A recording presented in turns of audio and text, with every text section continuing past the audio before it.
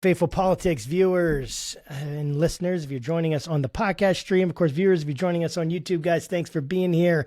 Make sure you like, subscribe, do all that stuff that hacks the algorithm. Of course, I'm your faithful host, Josh Bertram, and I'm always joined by Will Wright, our political host. It's good to see you, Will. Yeah, it's good to be seen, Josh. Absolutely. And here on Faithful Politics, we love talking to people who are in the midst of, in the front lines of figuring out what's going on theologically, what's going on culturally, what's going on in this country, trying to figure out how to keep moving. And today I'm super excited to have James Michael Smith. He's the founder of Disciple Dojo, a discipleship and Bible training platform focused on training Christians to think clearly, love well, and follow Jesus with integrity in the real world. I think they just got to 70,000 subscribers on YouTube. Maybe that's outdated as well. You can let me know, JM. But JM earned an MDiv from Gordon Conwell Seminary. He's also a Brazilian Jiu-Jitsu black belt, so don't mess with him. And the founder of Refugee Jitsu, free program that teaches self-defense and resilience to refugee and underdeserved kids. Author of multiple books, essays on scripture, theology, and culture. And today we're super excited, JM, to have you on Faithful Politics Podcast. Thanks for being here, man. Yeah, thanks for having me. And just clarify, author of multiple self-published books. I don't really count those. Those are just part of a ministry here. I always want to make that clear because I interview so many real authors that I well, just you play wrote, one right? on Amazon. Hey, the money, does the money that goes towards peer review and self-publish is a different money? I don't know. I just know that I put stuff out there and did not have any peer review whatsoever because it's just thoroughly, yeah. So I always want to make sure it's like if you aren't a Brazilian Jiu-Jitsu black belt, you never want to say you're a black belt. You want to be honest with your rank. So I want to be I appreciate honest. that. I am a black belt, but I am a small A author. Not a capital. Well, we appreciate it, dude. And you know, we always, people, whenever they hear the bios, they're like, man, you know, so we have like ChatGPT write the bio, you know, I'm looking up all this stuff that you've done. Like, hey, give me a short bio or whatever. And then sometimes it gets like, oh, hey, they're the best person in the world. And people are like, oh, wow, that bio was really nice. But I appreciate it, man. Well, thanks for being on here, dude, and spending some time with thanks us. for asking. I'm super looking forward to it. So just to let our audience know, I started recently kind of following your work, seeing what's going on there. And I'd just love for you to kind of give our audience a sense, what's the Discipleship Dojo? And I've also seen you get really involved, like even vocal online about certain political issues. And that's kind of what we want to just talk today about, kind of free flowing. I have some questions, but we'll take it where it leads us. But I'd love for people to get a sense of who you are and what's the Disciple Dojo. How'd you get into this? Yeah, so Disciple Dojo is the ministry. It's a discipleship teaching ministry. It used to be the name of my blog way back in the days when blogs were popular. I was a pastor of discipleship at a large, at the time, United Methodist Church in Charlotte. That church has since disaffiliated. But Disciple Dojo was just my blog. I've been a lifelong martial artist all my life. I teach martial arts, and I liken biblical training to martial arts training. You go to spar, not fight. You make each other better through training, through argumentation, through discussion, all of that. There's just, in seminary, my kind of final readiness for ministry project was comparing the samurai ethic of Bushido to Christian discipleship and showing that basically it was a good system just geared to the wrong master. They were serving an earthly master rather than a heavenly master. So there's a lot of go between in terms of martial arts training and discipleship training. That's the hat that I wear sometimes, is the symbol for samurai, which literally means one who serves. So Nice. there's just a lot in that area. So that's Disciple Dojo. And we're an interdenominational or non-denominational. We're ecumenical, teaching kind of a C.S. Lewis mere Christianity. Though I come from the Wesleyan stream of evangelicalism, and I do still use the term evangelical in the classic historical sense to describe myself, even though it's loaded with political baggage in our day and age, sadly. So that Disciple Dojo, that's what we do. We have a main outreach, which is our Refugee Jitsu. We've been doing it for 10 years now, teaching a weekly self-defense and anti-bullying class for refugee, immigrant, and local lower income kids who just can't afford jujitsu. There's a church that hosts us, lets us use their facility. And then we also have a ministry called the Grown Ups Table. I'm unmarried, and it's a Facebook group for unmarried Christians, whether widowed, divorced, or never married like me. Just they don't always get community in churches, or churches don't really know what to do with single adults, particularly single adults without kids. It's kind of like there's really nothing for you in church. And so we've created this community. It's now over 5,600 members, literally all over the world. We get together. There's Wow. little pockets of grown-ups communities that are sort of popping up like Do mushrooms. people start dating and getting like married from Some it? some do start dating. Some that's get gotta married. happen, right? We've had a couple of marriages. We created there's actually a friends and alumni of the Grown Ups Table group for when you do get married. We kindly usher you out of the singles group, but people who still want to stay connected, they move over to our alumni and friends group. So that's sort of Disciple Dojo. That's kind of, and then the bulk of what we do is my YouTube channel, teaching the Bible, talking to biblical scholars, making ridiculous superhero seminary videos, which is why I'm surrounded by this esteemed faculty on the shelves behind me.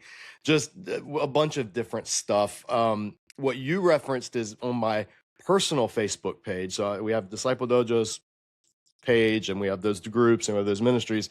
My personal Facebook page is where I basically do what we try to model, which is sparring. I will put out things that interest me, conversations, points, topics, posts, for the purpose of inviting pushback and allowing people to disagree and to change my mind. Yeah, if you can bring arguments, if you can bring something that will get me to think new, go for it. But you're gonna kind of get a little unfiltered in terms of things that I think are important. And of course, recently, the past couple of years, there's been a lot that can get people riled up. So on my personal page, I lean into that. I don't shy away from it.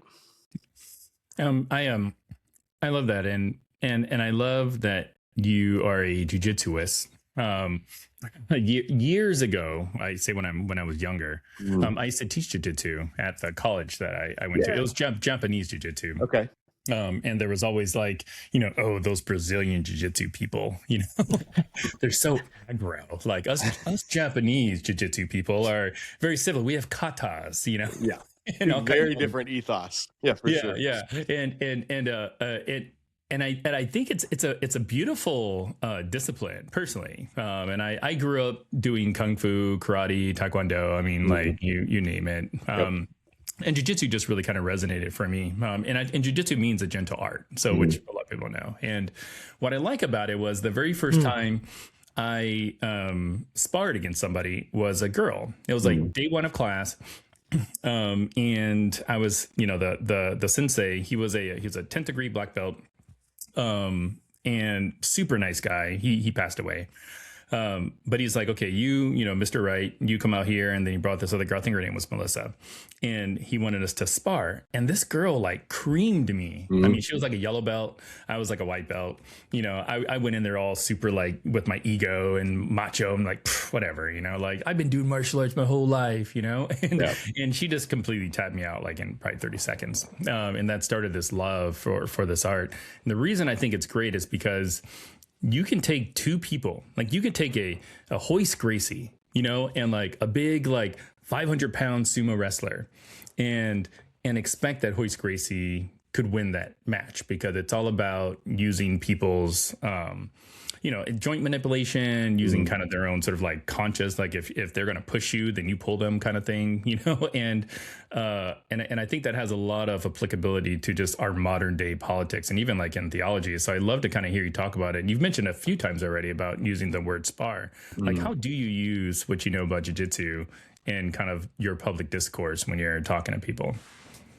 That's a good question. If I had to think about it, I would say when you go to jiu-jitsu class, you are going to be on the mats with people that completely disagree with you about so many things in life. Like my class will have a stoner and a cop. You'll have a MAGA Republican and a soy boy liberal. You'll have, everything in between. You have a vegan and you'll have a, paleo, what's it called? Yeah, paleo diet guy, meat only. carnivore diet. You'll have all of that, right? On the mat, as soon as you step on the mat, you are teammates. You're a lot of times you're friends because you're putting your safety in the other person's hand and you're trusting that when you tap, they're going to let go and you're not going to get hurt. And by doing that with and within a controlled and a safe environment, you build up this trust that lets you start climbing over those walls that you put up outside of class and get to know the other person. Now, when you get home and you log on Facebook and you see the kind of crap that they're posting, you're like, oh my gosh, you're such an idiot. And then you start going at each other in the comment section. That's just normal. But when you're together, when you're doing the thing, you're teammates. And you look at it as, okay, I'm going to try to tap you out. I'm going to try to bend your arm in a way such that if you don't tap, your arm will break. And I'm going to do that as hard as I can, and I'm not going to be soft on you. And there's this understanding, and they're like, yes, and that's why I'm here, so that you can do that.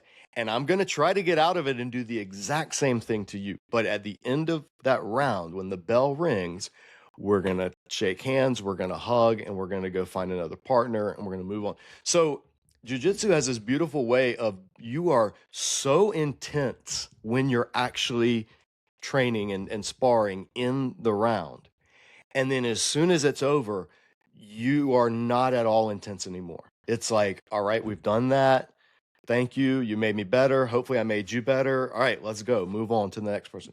So that is what I try to bring to, particularly in online discussions where you can't, face to face see body language and personality, is I try to say, listen, you can come at me hard and I'm going to come back at you hard. It's not going to get personal. I'm not going to be assign motive or assassinate your character, but I am going to challenge you if I think you're wrong. And I want you to do the same thing to me. And then I want us to let it go. And because we have to live normal lives and online is not the real world. That's just the most amplified version of everyone because you're sitting behind a keyboard, not talking face to face. So that's sort of just that mindset. If we bring that into the political realm, the socio-political realm, the geopolitical realm, I think it helps. I think it helps lower the temperature after the discussion or after the conflict is over. I agree, and I'm curious if you think that what people see, like I remember when I first got married, my wife, she's a pacifist. She was raised Mennonite. She married me, like a guy that did jiu-jitsu and was in the infantry, so figure that one out. And I remember trying to get her to watch like a UFC fight for the first time. And she just like looked at these two people, one person was in the other person's guard and she's like, they're not doing anything, and I'm like, well, see what that person's thinking, and what that person's thinking. And it's like, in her mind, there should be more happening, right? Like more action, more violence. I mean, she's not a violent person, but it's like, do you think that as a society, we often do that as well? Like when we see two people kind of working it out, like when you got a Republican and a Democrat on a podcast, right? Like you expect explosions and fireworks, right? But like Josh and I hardly ever fight. Right. So like, do you kind of sense that there's a pull from society as a whole to want to see more things happen when folks are engaging like that? If that makes sense. Yes. And that's a fair question. Yes and no.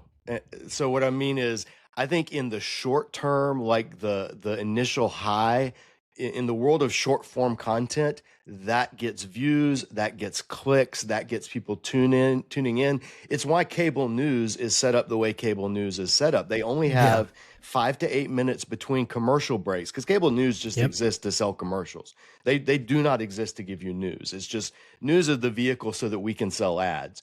And so they've got 8 minutes that they're chunking information in those 8 minutes, and you cannot have any discourse. So what do? Well, we're going to crank it up. We're going to amp people up. We're going to get people we're going to use rage bait. So that appeals to like the idiocracy nature of our country. If you've seen the movie Idiocracy, like that kind of appeals to that part of our nature. But there's something to the fact that two of the highest rated podcasts in the world are Joe Rogan and Lex Friedman. two guys that just sit and have 3 to 6 hour conversations with nuance, with interaction, with the discussion aspect. And that those podcasts aren't at the bottom of the barrel. They are literally at or around the very top. Oh, yeah. So what that tells me is we have this sort of like bipolar society. Like, yeah, we want the rage bait. We're going to tune in for the short TikTok, gotcha stuff that we can. But there's a massive hunger for long form civil discussion, even between, especially between people who disagree.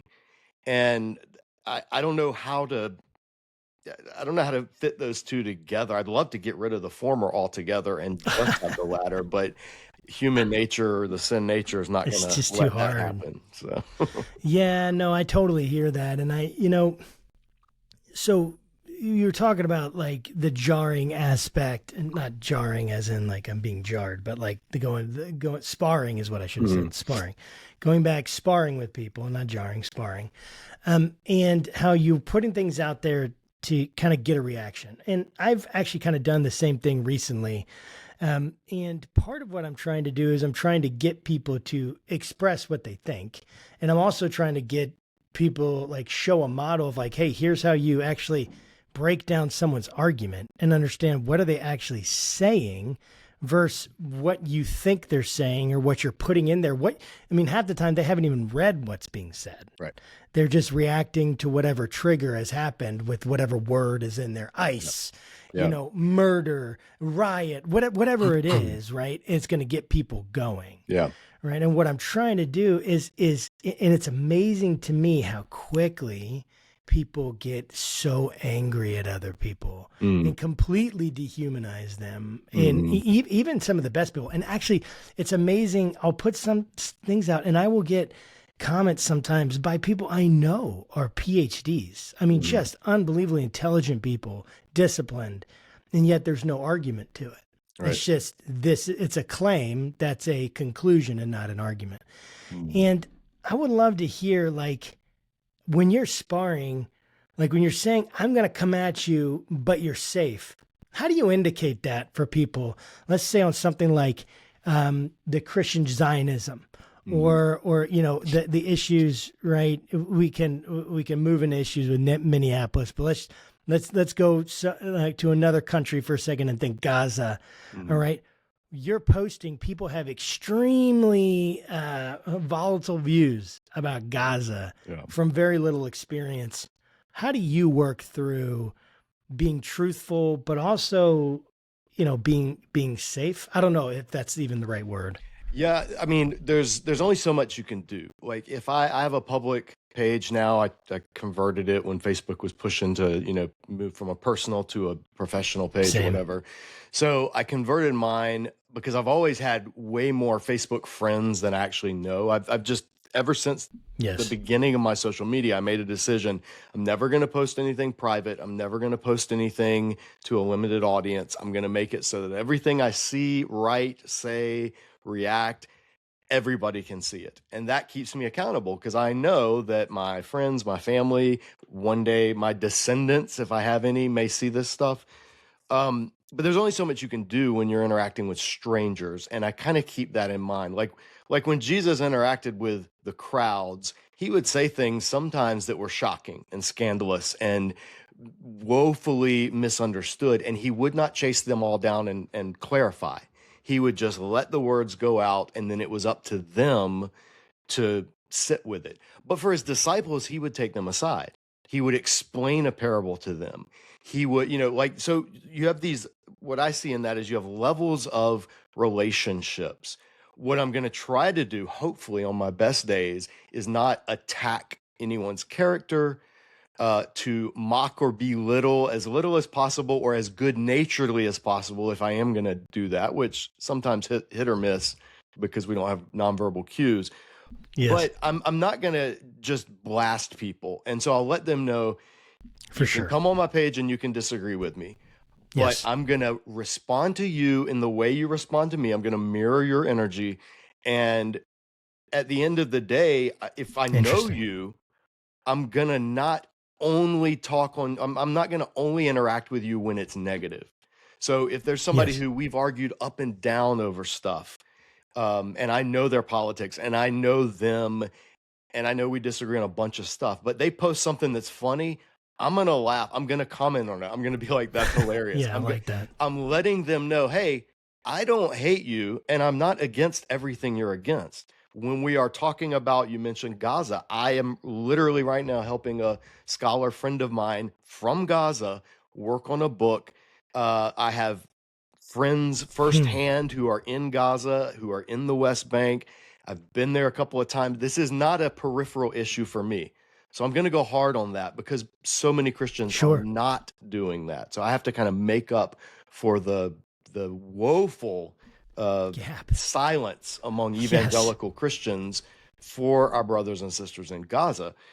And so part of that, I know it's going to rub people the wrong way, but I also am going to hopefully let them know, listen, I don't hate you because you're wrong on this. And I do think you're wrong on this, but I don't hate you for it.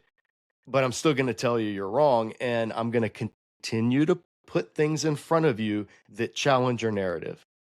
Why are we so afraid to be wrong? Why are we so afraid?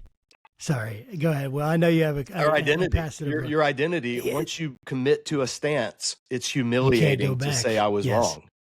Nobody likes to do it. I've posted something that turned out to be a false story, and I'm like, sorry, guys. Why did I not check that? You know, and like that Trump thing that's going around saying he's saying that people shouldn't carry guns on the street. That's like an AI thing that's made up, but I see people posting it. At least that's my understanding of it at this point. I don't know. Have you seen that? There's like a Twitter thing. I know Will saw it.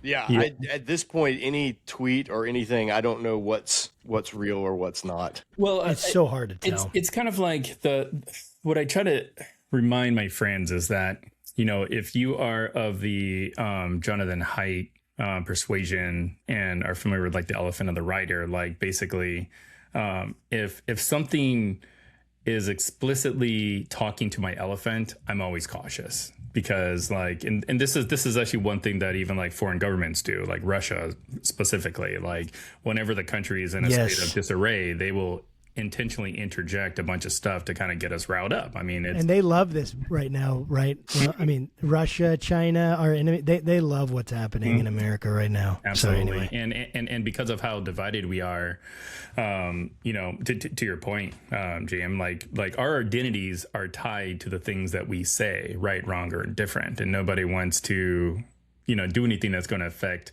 their identity. So, and people choose to have identities in a variety of different things, you know, like some people really lean heavily on their Christian identity. Some people lean heavily on their political identity. So if your tribe is saying that, you know, something is right or wrong, and it turns out that it's the opposite, it's like who among us can actually, you know, eat crow and be like, you know what, like I was wrong. And I think that is really, really difficult. But anyway, that wasn't my question. That was more of an opinion. But I want to talk about your action figures behind you, because I'm a big comic person and I'm a big action figure. Like you can't see it behind me, but on my wall next to me, I have as many of the Marvel black action figures that I could find. I'm a collector of black action figures, specifically in Marvel, because I think that comics and stories like that are powerful because they can really, it's like art. Like it can tell a story without telling the exact story. So I'd love to just kind of hear your thoughts on like why are action figures, you know, comics, stuff that we see a lot in your content, like important and like how are you using it? Oh, and the other question is you just put one out called He-Man Explains the Bible. And you put that out 2 days ago. I love that. Was that tied to the recent He-Man trailer that just came out? I reposted it. I made that video years ago, and I was like, "Hey, now that He-Man's in the news because of the new trailer, check out superhero." I'm always trying to get people to watch superhero seminary videos because they are my least viewed content, but they're the content that I think is the most fun and you know has actual profound stuff. I mean. Yeah, we've got one. Thanos explains Left Behind. We have Goku explains the Rapture. Daredevil on the concept of Lucifer. Do you do voices? Yeah. Yeah, the only voice I didn't do is Wonder Woman. I got my friend Renee, who is an actress. I got her to do Wonder Woman, but we have Wonder Woman That's great. explains what a helpmate. It's actually the word Azer, and Wow, it dude, that's means great. it's a military term. Are you doing one for Wonder Man coming out? No, because okay, I'm a purist in the sense of the old school Marvel This is and the amazing, new by the Wonder way. Man. I think is it based on the Ultimate Yeah. Universe? Yeah, Yeah, yeah. that was long So after you my say you don't read time. in the '90s, though, right? I mean, I'm a so grumpy you're old. like, If it got published by Marvel after Infinity War, I don't read it. wow, The Infinity War, the original. So Infinity Gauntlet, Infinity War, no, Infinity Crusade. That was the last. Hmm. Once comics went to, this is my soapbox. Yeah, sure, Once, sure. Go. get here's on your it, man. ready for your Preach. hot take. Here's my hot take. Once comics started becoming digitally colored, they became unreadable to me. Hmm. Everything became shades, endless shades and gradations and lens Interesting. flares. Everything's just this purplish brown, muddy color. Like it makes my skin crawl. So everything I read is up until about 1992, 93. That's And then so I just funny. am like, I'm out. So the new Wonder Man, I look at that and I'm like, that's not Wonder Man. Wonder Man is the dude with the shorty shorts and the red glasses and that's just, it's some people try to make it a race swapping thing. And I'm like, no, that's not what bothers me about it. That's not the character I remember. And yeah. So But anyway, there's so but many great stories like the Blue Marvel and Krakoa and maybe I'm just in the get off my lawn phase when it comes to that. I'm just the old man stuck in his ways. Just 60s, 70s, 80s Marvel is that's my work. That's my sandbox, and I'm everything. happy staying in it. But I did read a Thor. I read like the Jason Aaron Thor Volume One omnibus with Mighty Thor when Jane Foster became Thor. It's well written.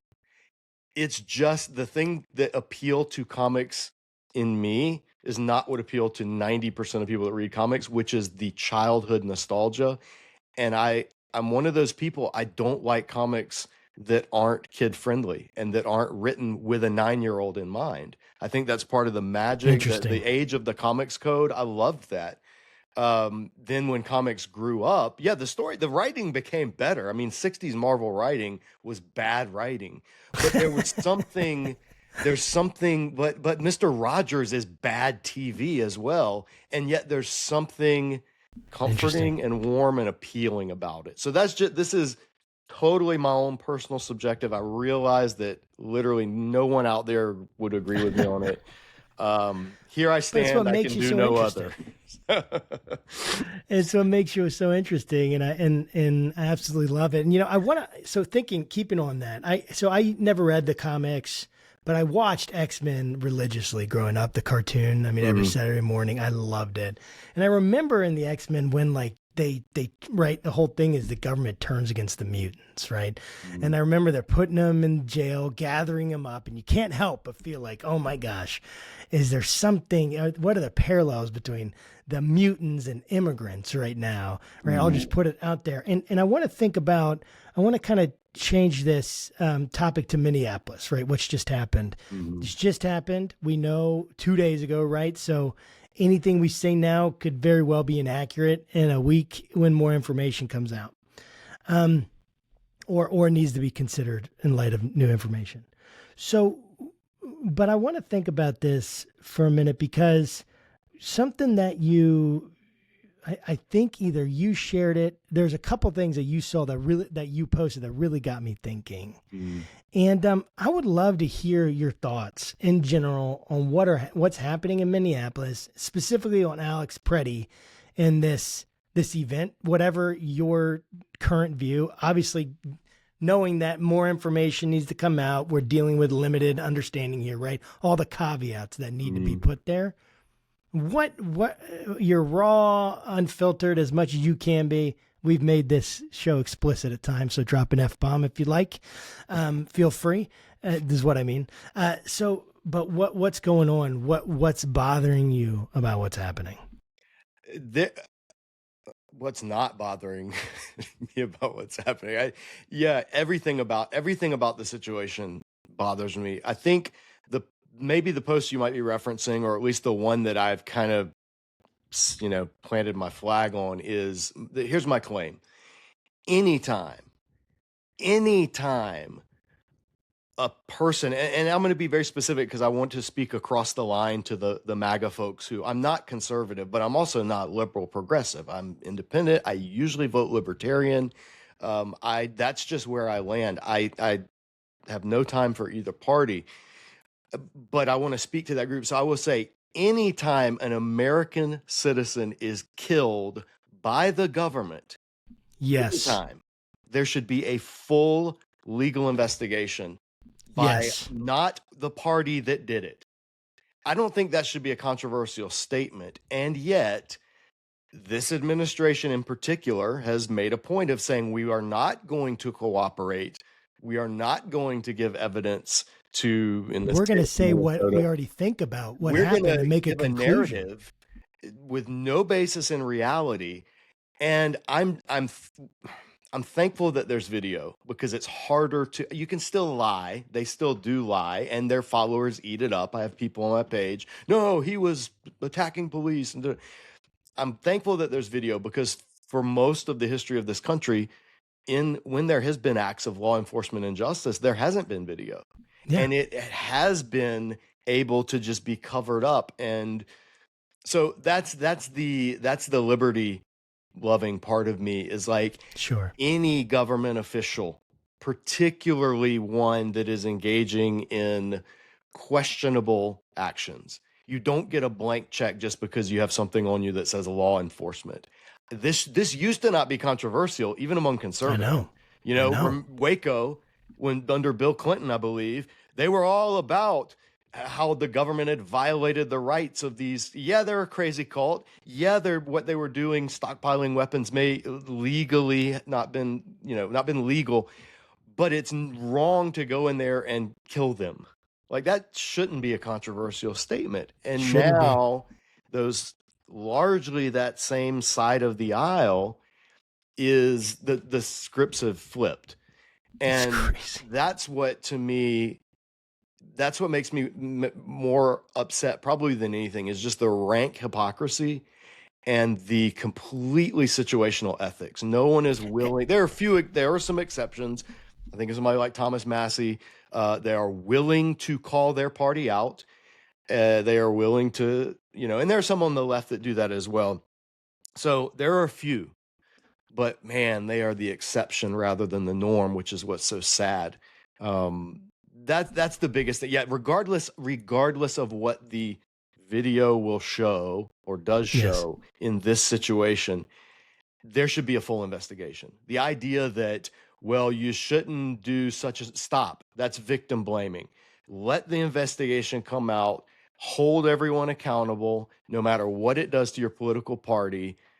I think that's the bare minimum of where we all, right or left, should be as a society. And it's just sad that people aren't. I agree. Real quick, well, I agree, and I wanted to, I wanted to say about this, like, it's wild to me. Number one, that this is controversial, but thinking about the people. So I remember now. So thinking about, I just want to make it clear to people that are watching and listening to this. You're not. They're going to accuse you of being woke, progressive, leftist, paid by the leftist. I've already been told I'm paid by Antifa and leftists. And we're like, man, that'd be nice if we could get some money from them, because then we could actually like do some stuff like more than we have been. And it's like, dear God. So what, like, just to quell all of those ridiculous thoughts, does that apply to you, or how would you respond to that? I'm staunchly pro-life. I oppose gender ideology on the left. I've never voted in a major election outside of a primary. I've never voted Democrat. So it would be, no one in their right mind, none of my progressive friends would claim me. We overlap in the area of care for immigrants, our views on, things like Israel and Gaza, some of us overlap there. But that's just basic human ethics. it would be disingenuous, and it is disingenuous to when somebody uses the word woke, I'm just like, oh, you don't know anything. When you use that term, you're just saying you don't know the actual issues, especially if you're a white person now using Right. that Yes. term. You Yes. just heard it. You're just parroting it. You can't define it.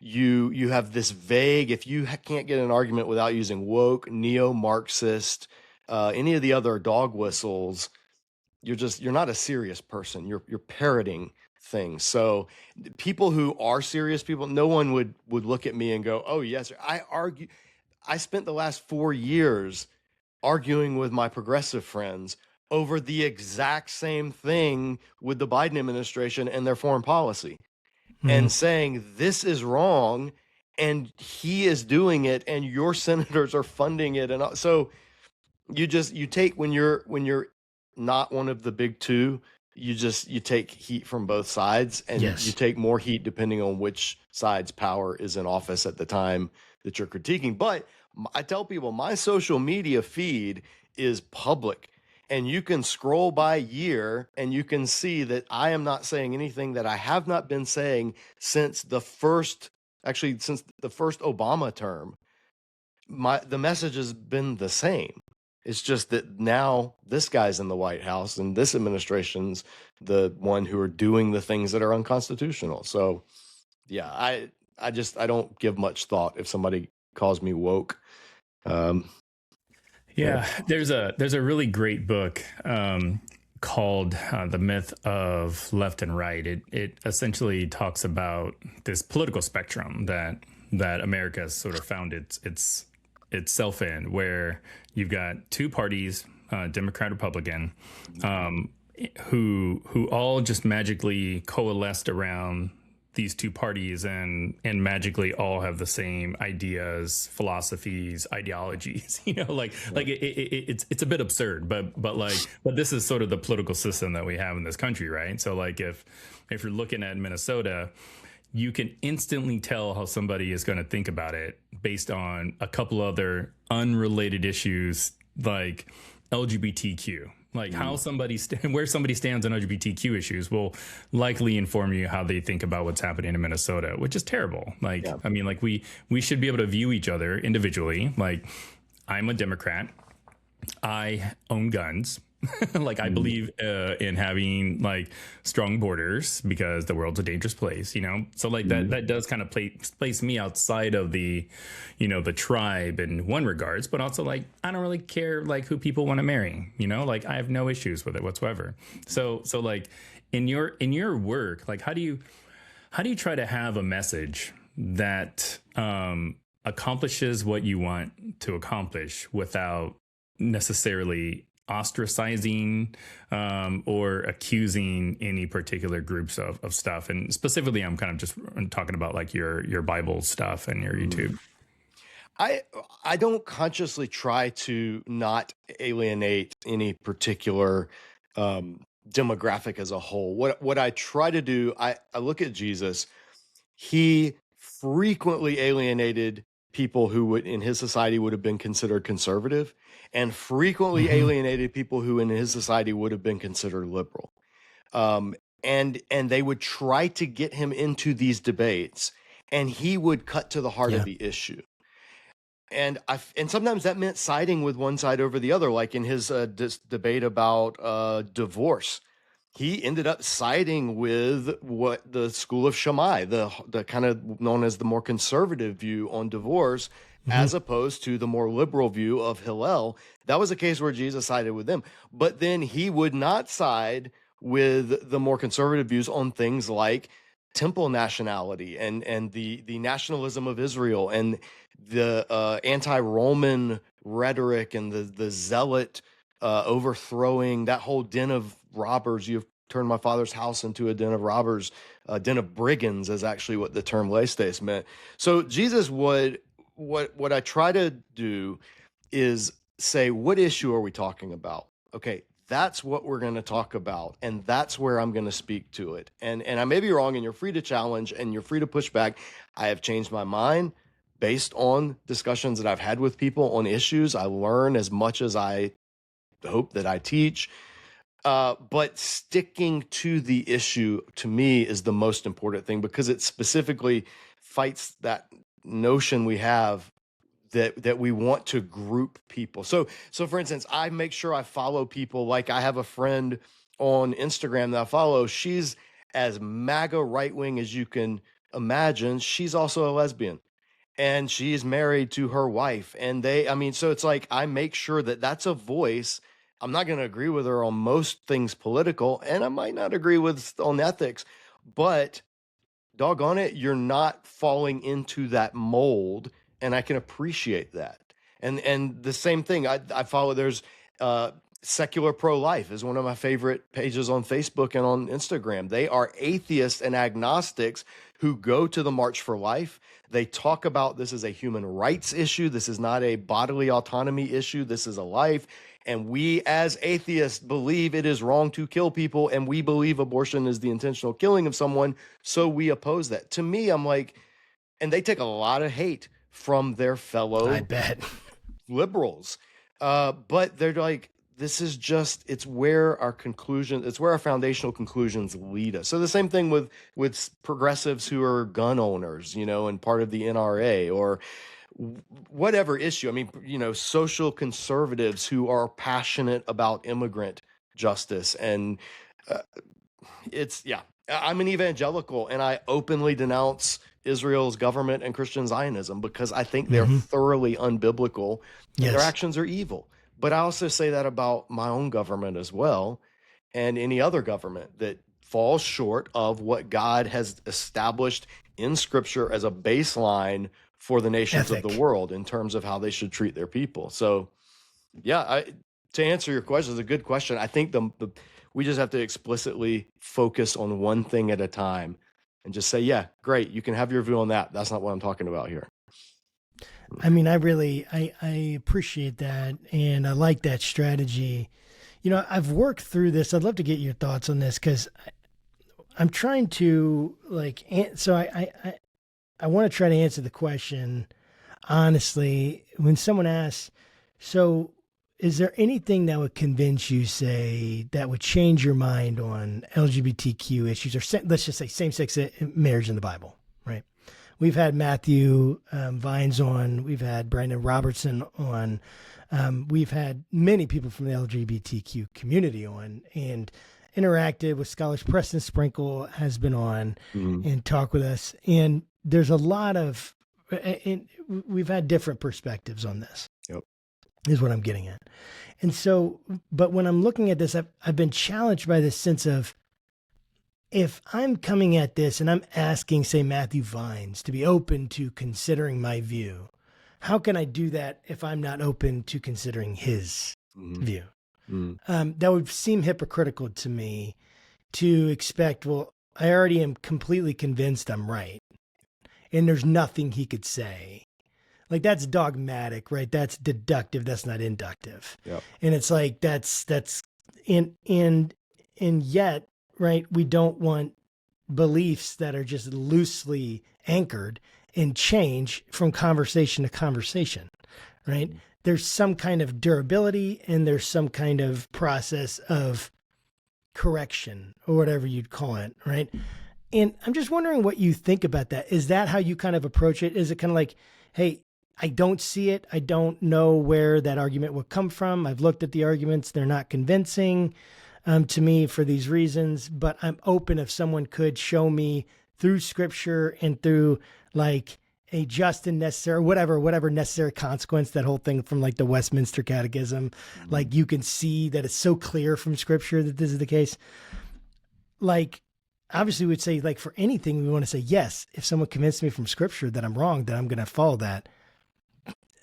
Is it? Yeah, I guess. Yeah. I'd just love to hear your response on that. I could keep going, but I think I've said it enough. The issue is, it's one that I've been dealing with my entire life. I was United Methodist my entire life. Our denomination just split largely over the issue of sexual ethics, among other things. There were other reasons that were driving it.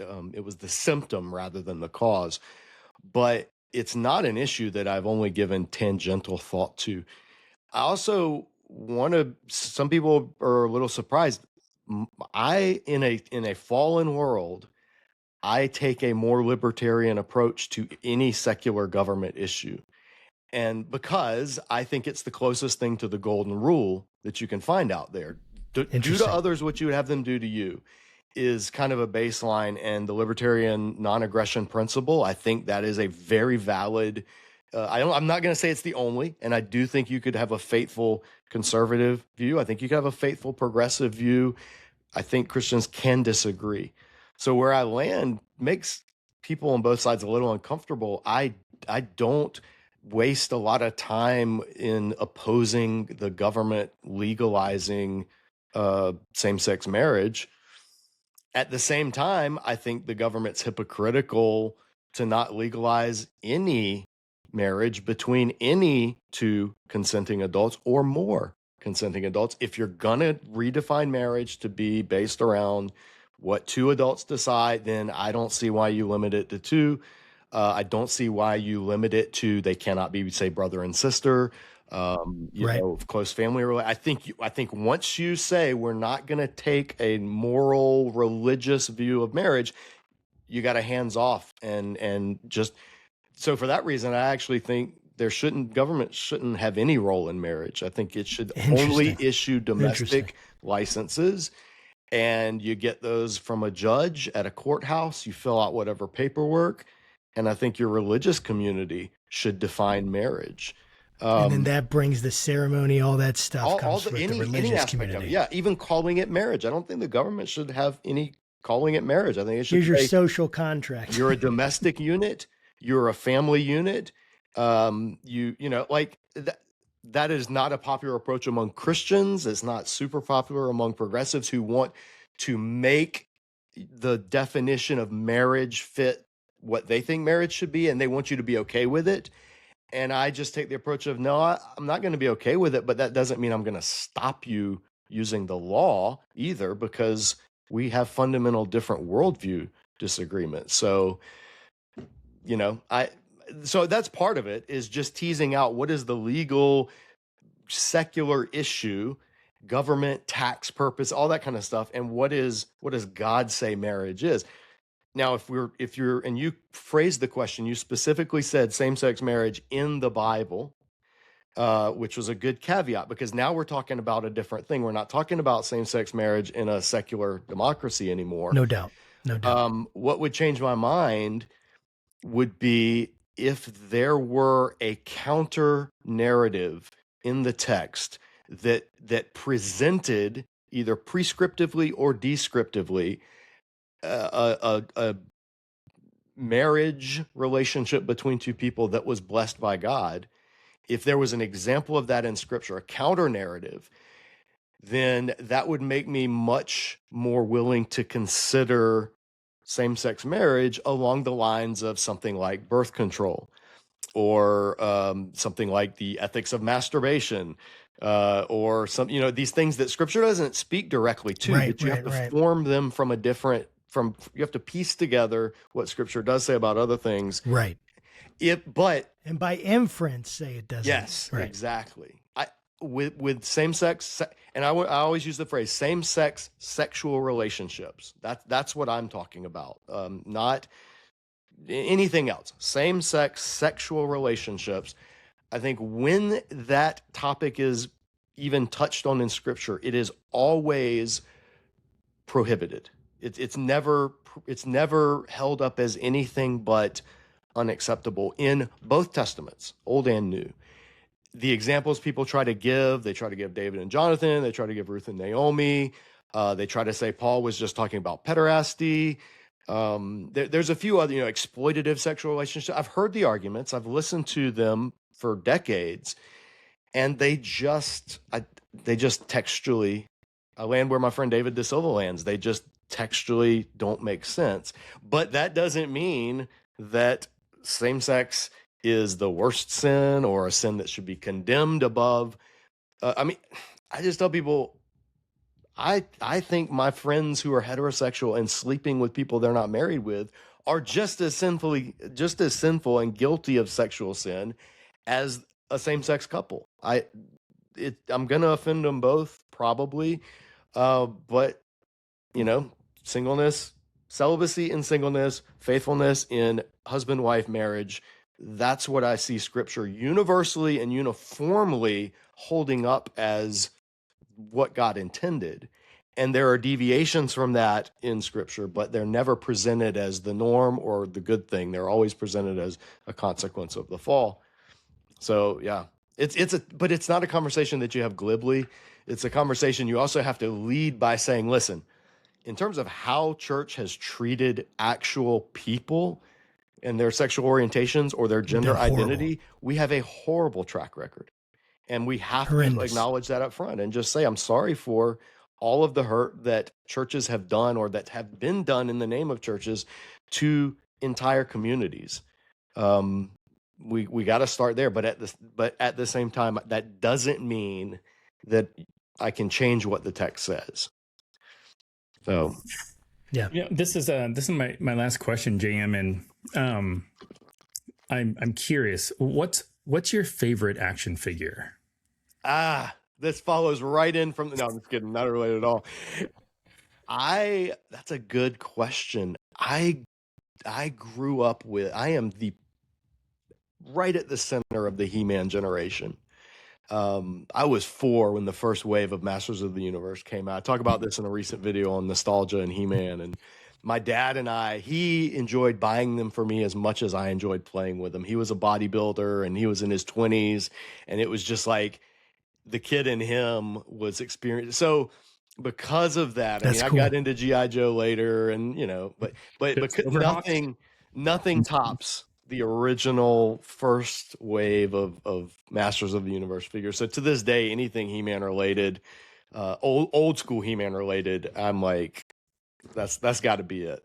That's got to take pride of place. I remember when I was a kid, I grew up in Southern California, and they like back then, it's like you watch your cartoons on the TV, and at the time they had like this contest where it's like you write a letter, and then like if you win, then like you get a box full of like He-Man toys or whatever, and but you find out you win through like the TV, so like they'll announce the winners and stuff, and I remember like one year my brother won. Oh wow.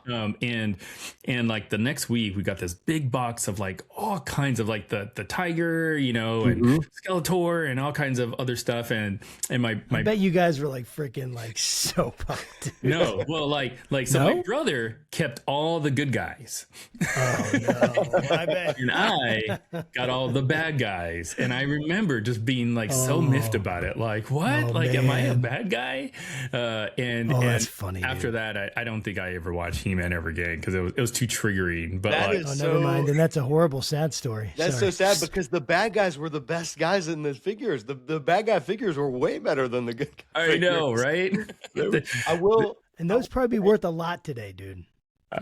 Yeah. Do you have them? Does he still have them? No, this is my favorite actually current figure is Chuck Norris Karate Commandos.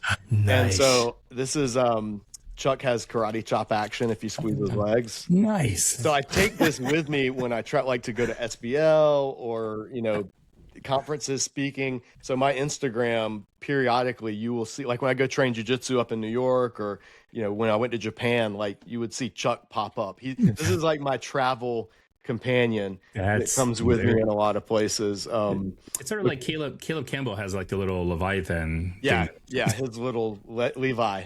Yeah. Levi. This is my version. And it's funny because people that recognize it, like you can connect. If you recognize that this is Chuck Norris, then you and I probably will be friends. So that would be like my actual probably favorite in terms of that I carry around and have taken with me places. That's super cool.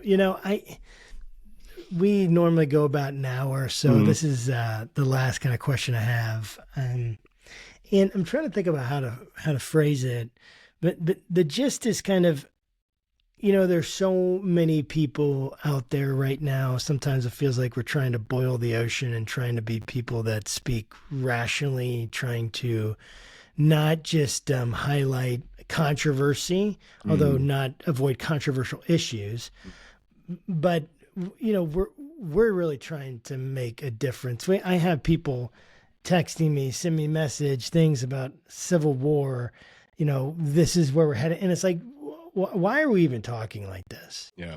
What are we doing here? Why are we even like, we're just giving in, and we need to get out of the matrix. Yeah. I think that's why I appreciated so much of what I saw and why I felt drawn to your work. And I would just love to give you a chance here to speak kind of just broadly to the audience. I mean, we definitely have people that are strong believers here. They're Christians, but we have people that are not, and that will listen. And what's your appeal to them right now in terms of just like, what's your appeal to how we move forward right now? The individual is hearing this. Yeah, part of it, I think my biggest thing would be get rid of the binary thinking. If anything, I saw a picture as a graph where it's like liberal, is that my right or my left? If I'm looking anyway, on my right, so conservative, my left, no, my right, my left. I'm looking at the opposite image, but anyway, No you doubt. got liberal on one side, conservative on the other side. That's the wrong. It's not just that. So you have liberals, conservatives, and you have centrists. That's not the issue. You have people who are liberal and people who are conservative, and then you have another axis, which is people who are authoritarian and people who are libertarian. So the more you can be right or left, what's really going to kind of create coalition is where you land on the authoritarianism. If you're high on authoritarianism and you were left, then that's going to be all of the COVID vaccine mandates and the heavy-handed, you're getting fired if you don't get the vaccine and you got to wear your mask, all this stuff. If you're high in authoritarianism and you're on the right, you're going to be MAGA. You're going to be deport all the illegals. You're going to be don't question law enforcement or you deserve to get shot. Like, that's the thing. So to me, those are the two sides that Agreed. If they want to have a civil war, those are the ones that are going to fight. The rest of the country, left or right, largely is down in the, hey, just don't be authoritarian. If we're going to disagree, let's disagree. Let's work through, try to pass laws, try to convince the other side, try to do this. But to me, that's the spectrum, is authoritarianism versus libertarianism. And you can be left wing, you can be right wing, and you can work together. Like you can have people who are like Penn Jillette and Ron Paul or Vodi Bakum and Joe Rogan, and they will all largely land on the same place in terms of what it should look like in practice for the government to do things. They will disagree wildly with each other about the ethics or about the religious significance or any of that stuff. So I feel like if we can get rid of that left-right spectrum, or at least reorient it and say, cool, you're leftist, you're conservative, cool. How do you feel about other people forcefully making you do what they think you should do? Okay, you don't like that. Me either. All right, well, we disagree, but let's work with this. Okay, we both can see that that's not what we want. So I think that's the only way forward. And then mix that in with social media is not real life. You're not talking to real life people. You're talking to avatars. You're talking to characters. When you go out and go get your gas at the gas station and start talking to the person, you can have a civil conversation, and you're probably not going to want to fight each other, at least over your politics. You may want to fight each other for other reasons, but it's not going to be over the things that people fight online. So I think keeping those two things in mind are the way forward. And then, as many people as I can get to stop supporting the two parties who are only convincing you that they're slightly better than the other side. So I tell my friends, if you're leftist, vote for American Solidarity Party, vote for Green Party. If you're more conservative, vote for Constitution Party, vote for Libertarian. Just stop giving them your vote, the big two, until they start acting like adults. That's a losing battle because people are locked into that. I don't want to waste and they've convinced us that that's not going to work. Yeah. They've convinced us that we don't have any power in voting. Yeah, literally, there is nothing stopping this. I tell people all the time, if even 10% of the voters, the 80% of voters who are not thrilled with either party, if even 10% of them voted for a legitimate third party up and down the ballot, not an independent like Ross Perot, but a legitimate third party, the political landscape in the country would change overnight. They would have to recognize, oh, this is actually a thing. we got to start doing better. So yeah, I've been banging that drum for 16 years now. And every 4 years I get the same responses to it. The wasting the vote. You just want so-and-so to win. My progressive friends will shriek at me. My conservative friends will shriek at me. And I'm like, y'all are both just awful. So agreed. Here's the thing. I agree. And I've gone libertarian, now since 2016. I voted for Trump in 2016 and I've gone libertarian ever since. Cause I'm like, we don't have a candidate worth voting for. And so I've thought about American Solidarity Party because I'm not entirely libertarian. I always tell people I'm lowercase libertarian. Interesting. There are some things that I don't align with, but if I had to find one that's the closest to me, that's where I land. But I don't tell people vote libertarian. I tell people vote third party. Whichever one sense. More closely aligns with your values, third party, and the R's. Let's send a message to the Washington, like, we're so tired of this crap. Yeah. Yeah. And you do have power. Yeah. The people, what are they going to do? If everyone in America was like, you know what?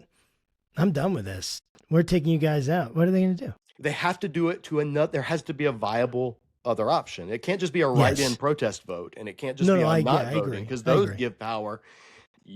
Find someone who's opposing what you're opposing and support them. Like, it shouldn't be controversial, but sadly it is.